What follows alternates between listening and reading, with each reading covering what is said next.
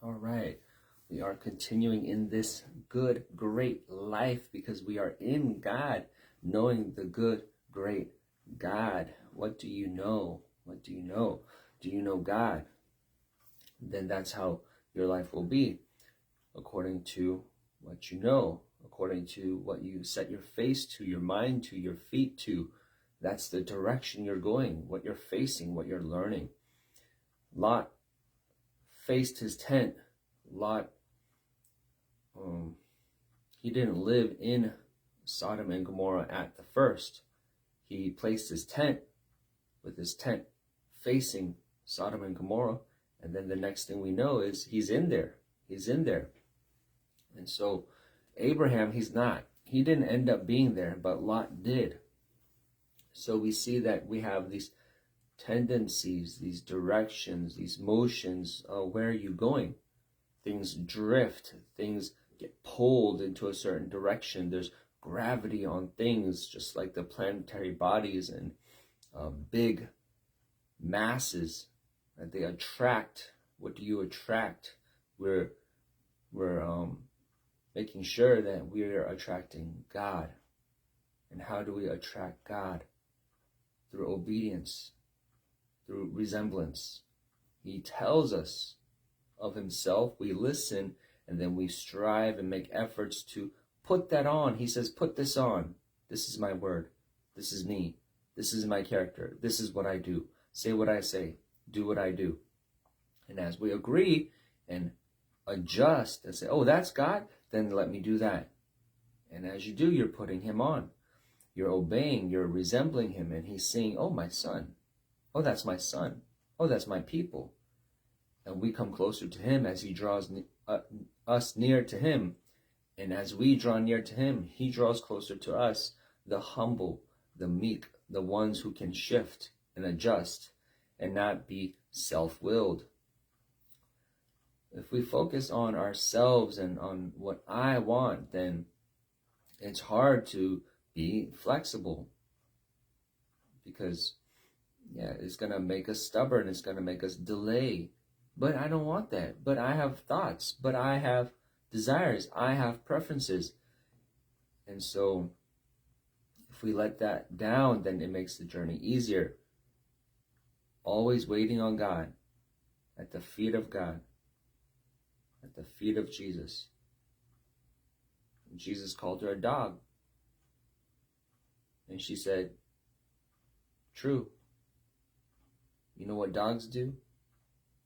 They just sit here, knowing that my food comes from you. You give me food, and I'll wait. You ever seen a dog? And people, when they're eating, the dog doesn't go anywhere. The dog doesn't have option B, plan B, thinking, well, I can get food from here. No, he just sits and waits and looks at the person. And if they don't get food in 5 minutes, they don't say, this is ridiculous. I've been waiting here 5 minutes. This is unreasonable. You're a bad person. No, they continue. It's been 5 minutes, they'll wait another 5 minutes. They'll just look. And then if the master turns his head to the dog, then the dog might shake his tail. Oh, he turned his face at me.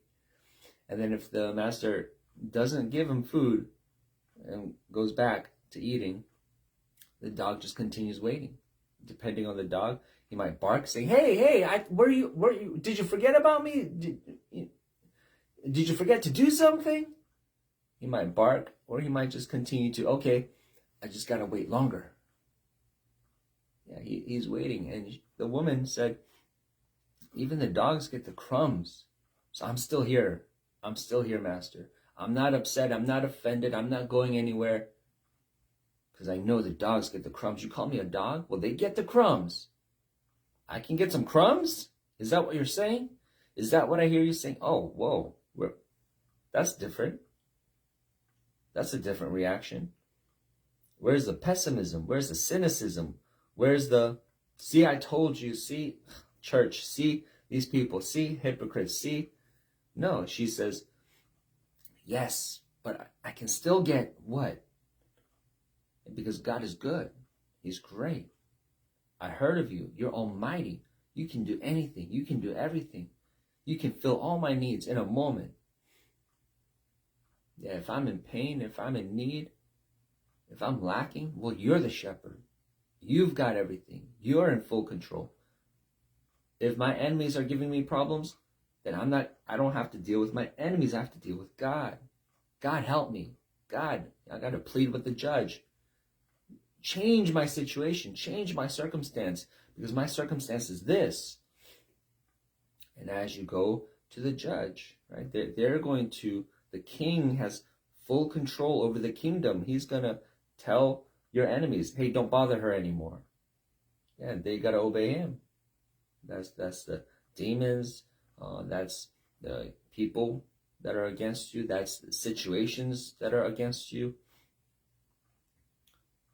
So some, yeah, you might have the skillfulness or the wisdom to handle it on your own. You got a paper cut? Oh, you know how to put on a Band-Aid, right?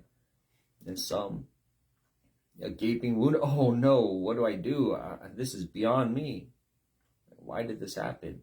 A toothache? Yeah, you can't bandage that. What are you going to do? Oh, I have to go to the dentist or go to the doctor or go to God? What are you going to do? Where you're already oriented, where you're already aligned, what you're facing is going to dictate that. So if God is not in your heart, already on your mind, then when things happen, that is a call to God, to go to God, you're not going to go to God. You're not going to recognize the caller ID. Oh, that's God calling. Right to God. God, I heard your call. I'm here. I'm answering your call. No, you're going to pick up the phone and then it'll be blurry. It'll be blocked. It'll be anonymous. It'll be, who's calling? Is it the doctor? Is it the dentist? I guess I got to go to them. Did you call me? And yeah, they're going to lie. Even if they didn't call you, they're going to say, oh, you need our service? Come on in. Pay us. We'll take your money. And so they'll hook you in. They'll draw you in. They'll invite you and welcome you at the cost of God. You're in God. And I've been listening to Job and his friends, and it's quite a time. Job, he's not sitting in the urgent care. He's not in the waiting room. Why not? Job, this happened to you.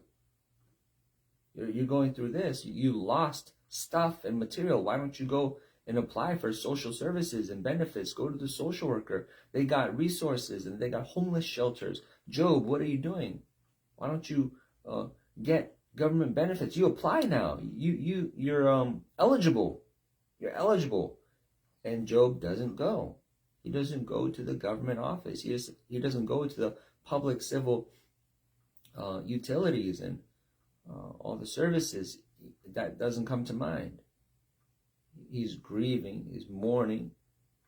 His body's afflicted. We'll go to the doctors. Job, why aren't you there? Why don't we see you there? And God is showing us. Job, look at Job. Look at Job. He's sitting with his friends. Wise people. And what a time. Right? Being able to, what a privilege, right? To hear this conversation. Wow, when wise men speak. Well, this is what it sounds like. Oh, they're not recommending Tylenol to Job. But your friends do. Your friends say, hey, there's an urgent care down the street. Just go there. You do have to wait for like an hour or two just to have them tell you, oh, it'll get better on its own. And to prescribe you something that doesn't take care of the problem. Right? That masks the problem. Here, just play this music. It's so loud that you won't be able to recognize the pain anymore or as much. Here, this will cause a different kind of sensation. Pain or dulling of the pain, or a hallucination or sedation. Let's just add more to the mix. We don't really know how to remove things. We don't know the root cause of things. But we do have these symbols here.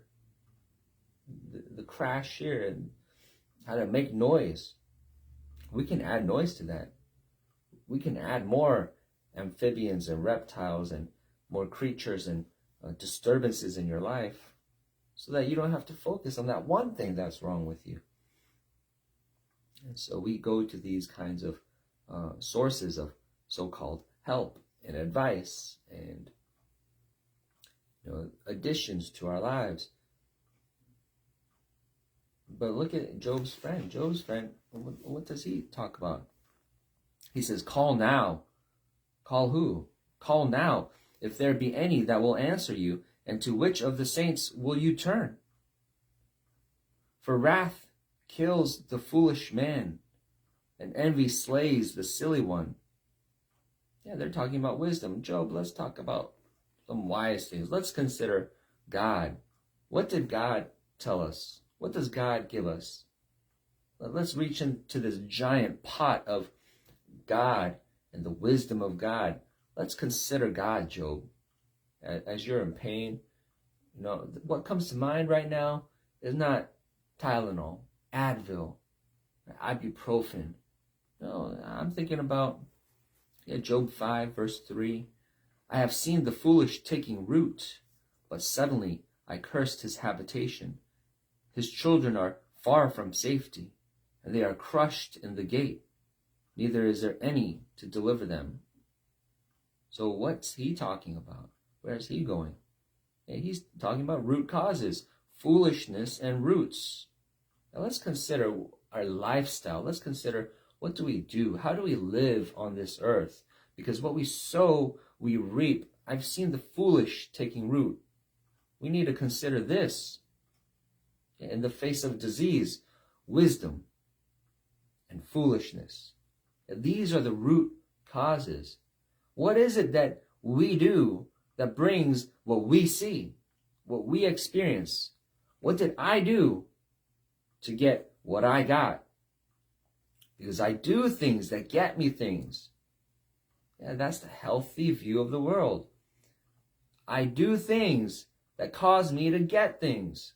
That's a responsible person that thinks like that. The lazy, the entitled, the thief has problems, and they don't think about what they did to cause the problem. They think about how to mask the problem, how to get rid of the problem. It's like, you got fat, you got a belly, give me a knife, give me a saw, let me cut the belly out. And that's the kind of solutions that we have. You can't really do that. You would be opening, you would be breaching the barrier of your skin, and your guts, your internals will fall out. Yeah, but it seems like a shortcut. It seems like just, that's the immediate way. I mean, it's very rudimentary. You see that problem, just cut it out. But it doesn't work like that, because that's a accumulation of decisions that I've made. Right? The cheesecake, right? I just had to eat it at night before I go to sleep. I just couldn't resist. And then the ice cream, right? The next day, oh, watch out! Didn't you eat a lot of sugar yesterday? This week, isn't that enough? And the Coca-Cola, and do you know what kind of effect that will have on you? And then when I have problems in my body and my health, right, I want to what? Consider my behavior and my ways. Well, what I put in my body, it does this to me. So maybe I should stop what I do, change what I do. Right? That's a natural example, right? But what are we offered? What's put in front of us? Hey, you don't have to, change your ways. You don't have to give up good things, because those sweet things, those pleasurable things, you want it, don't you? So why should we give it up? That's the kind of morality, the philosophy, that our way, right? You see how even at the natural level, where it's so broken, right? The way we think and live and move and proceed. And so it shows as we go to church, as we consider God. We just want to pray in that same manner. God, take this away. God, it hurts. God, make it not hurt. Like, God, there's this problem. I have this health problem. And instead of addressing it through what you do on Monday, what you do on Tuesday, what you do on Wednesday for breakfast and for lunch and for dinner. Oh, come on. You're nitpicking at me. Right? We feel like we want to lash out at the person who's telling us good advice. Well, there is a way to not have to come back to the hospital like this with mounting problems. It's because of what you're doing to your body. What are you doing to yourself? And yeah, we see food is a very good example because we struggle with it. We refuse to change what we eat, just as a natural example.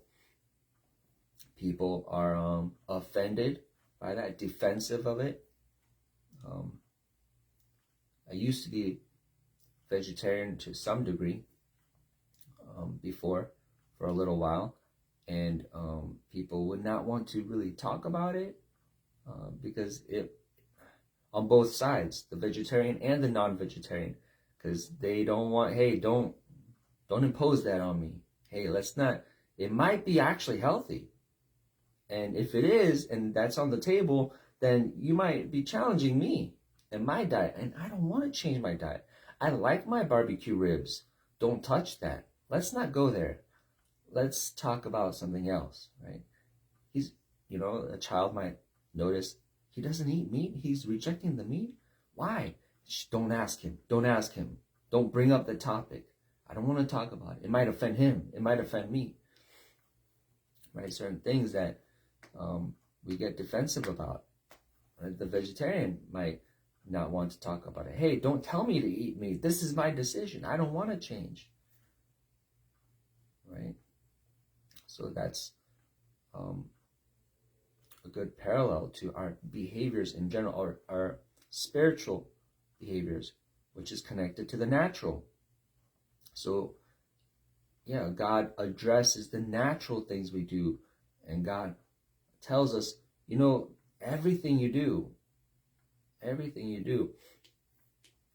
there is a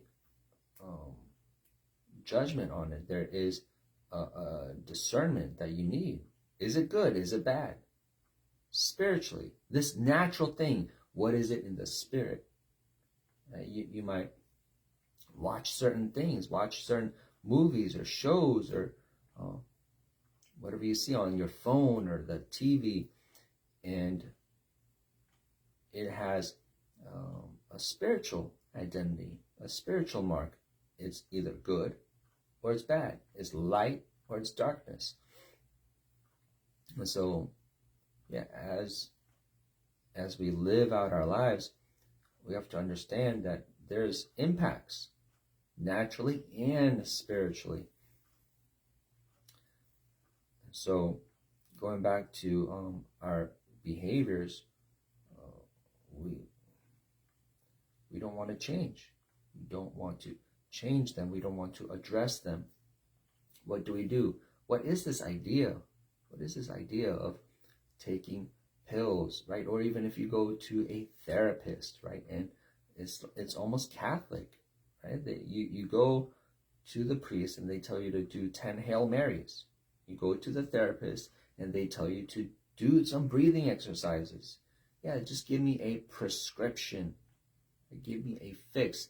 Don't talk to me about me and what I do.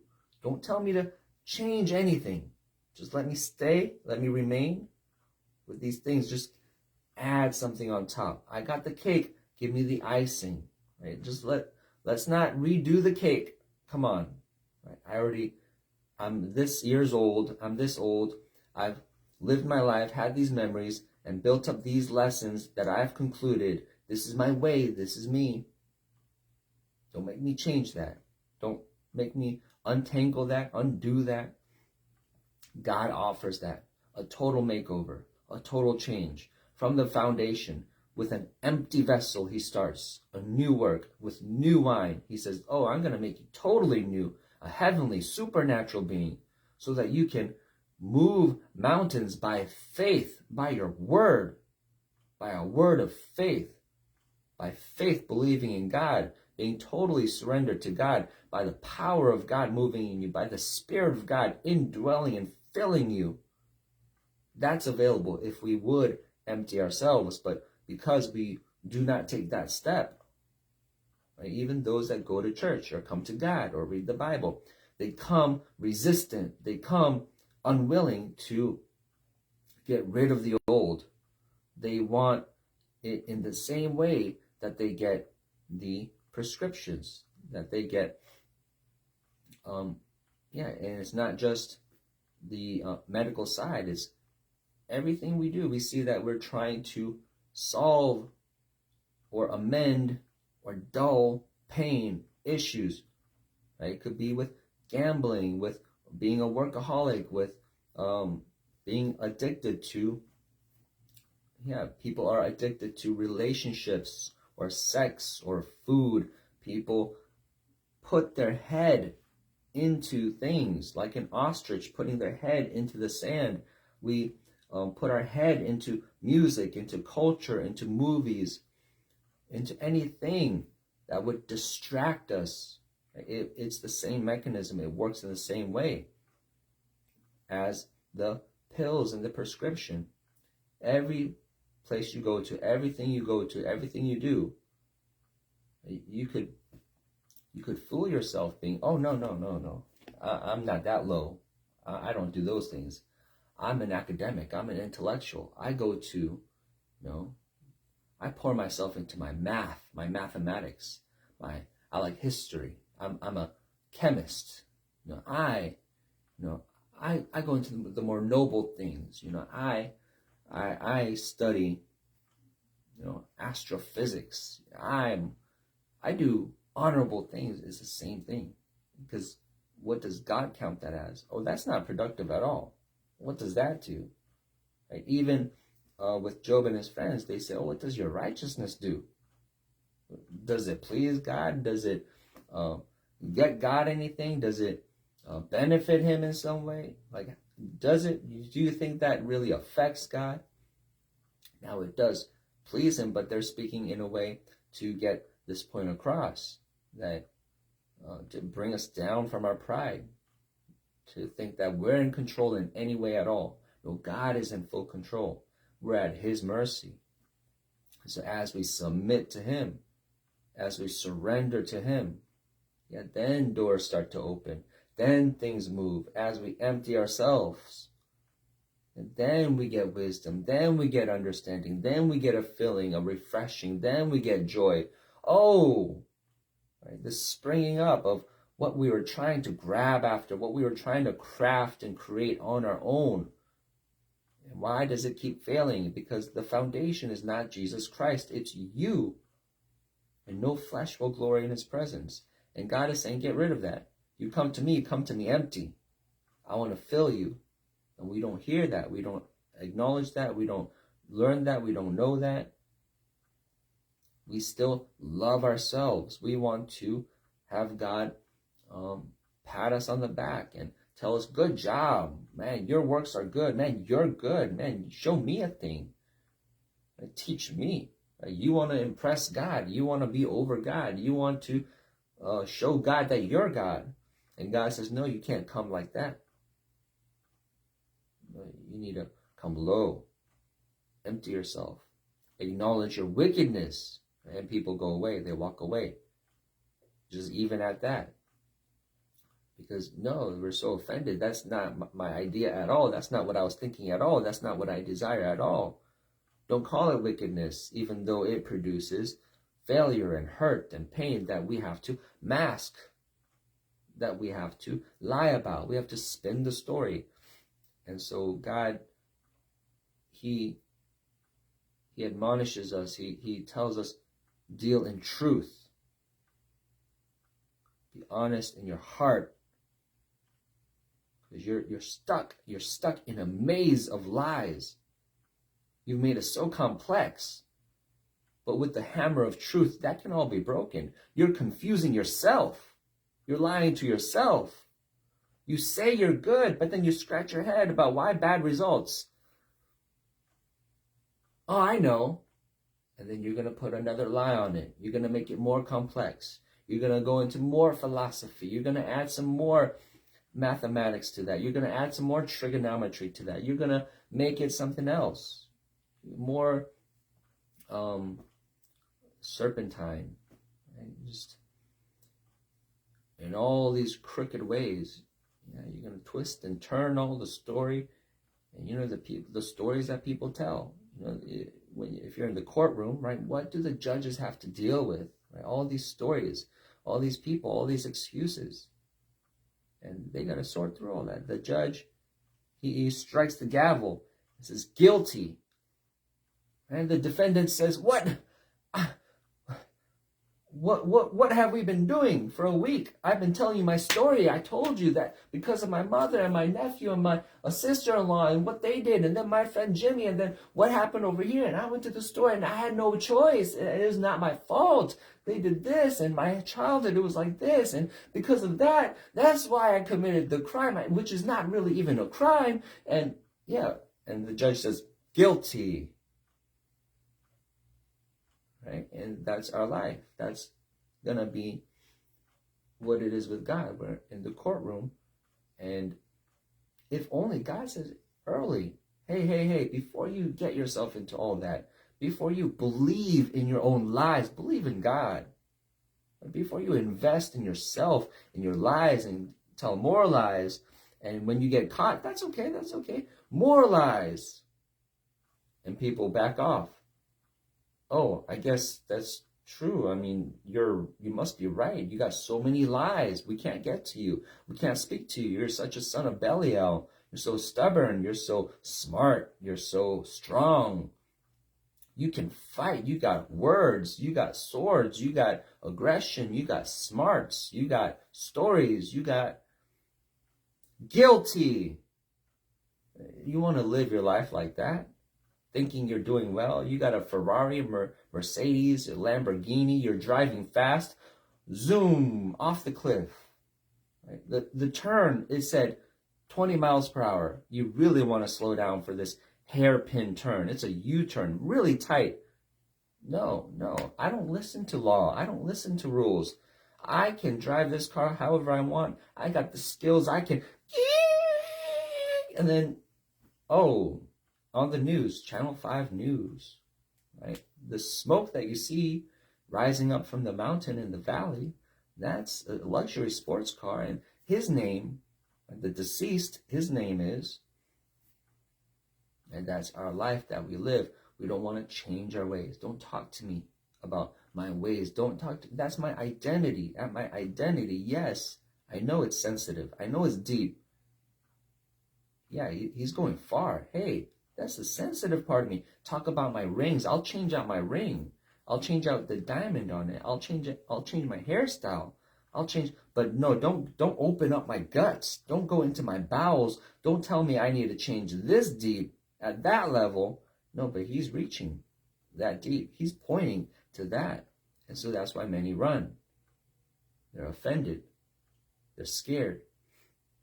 They don't want to change. At that level. Oh, I didn't know that you wanted that level of change. The rich young ruler says, oh, no, I know your identity is attached to this. Your heart is attached to this. Let's address that. Sell it all. And then we could really do some work. And his mind can't go there. It just turns to sorrow. What you're asking me, I can't do. I'm unwilling to do. I want what you have, but I can't get what you have.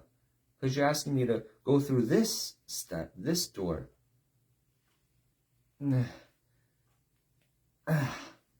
he's used to getting what he wants. He's used to being rich. I can get anything. I'm rich. I'm young.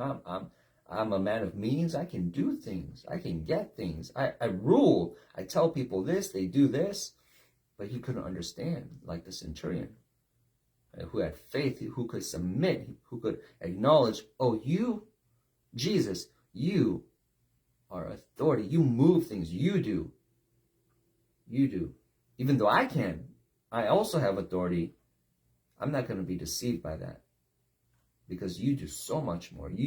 You're at such a high ranking. Let me pretend like, no, I got nothing, right? Compared to you, I really do have nothing. I'm at your mercy. I'm at your mercy. And so that's what the sailors do. When the waves come really high and the storms are raging and the boat is about to capsize and they know that their life is, they're this close to death, they surrender all. They're not proud at the storm. They don't say, what, storm, what you got, what you got? Is that all you got? No, they are quivering. Their knees are rattling one against another.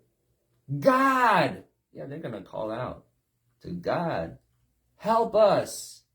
Someone help us. It's not in me. My salvation is not in me right now.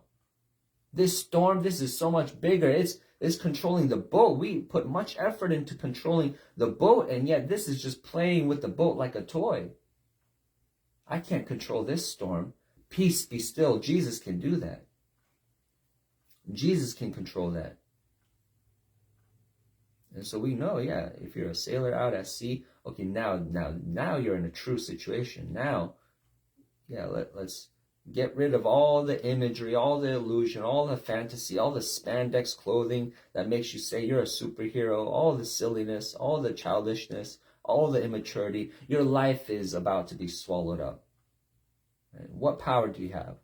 Can you throw darts at it? Can you throw words at it? What power do you have over it? Only the sons of God have power over it. Only those that are in Christ Jesus. Only those that have Jesus in them. Because Jesus saves. It's not by our own power. It's not us. We can do nothing. We're nothing. We can only sin. We've got only wickedness in us. We're in this sinful body. But we will get an eternal body. We will be changed eternally. That's available for those that commit to Jesus Christ. And we get measures of it. He gives us measures of it as we trust in God, as we show that we're reliable and that, yeah, God can entrust us with his goods, with his gifts, with his power. That's the life that we can live, that's available to us if we will come low and surrender and be willing to be empty, to change our ways, to change our identity and our thoughts at that depth, at that level. So understand, don't be fooled, or else you'll be resistant and miss God and miss a new life and miss change and miss heaven.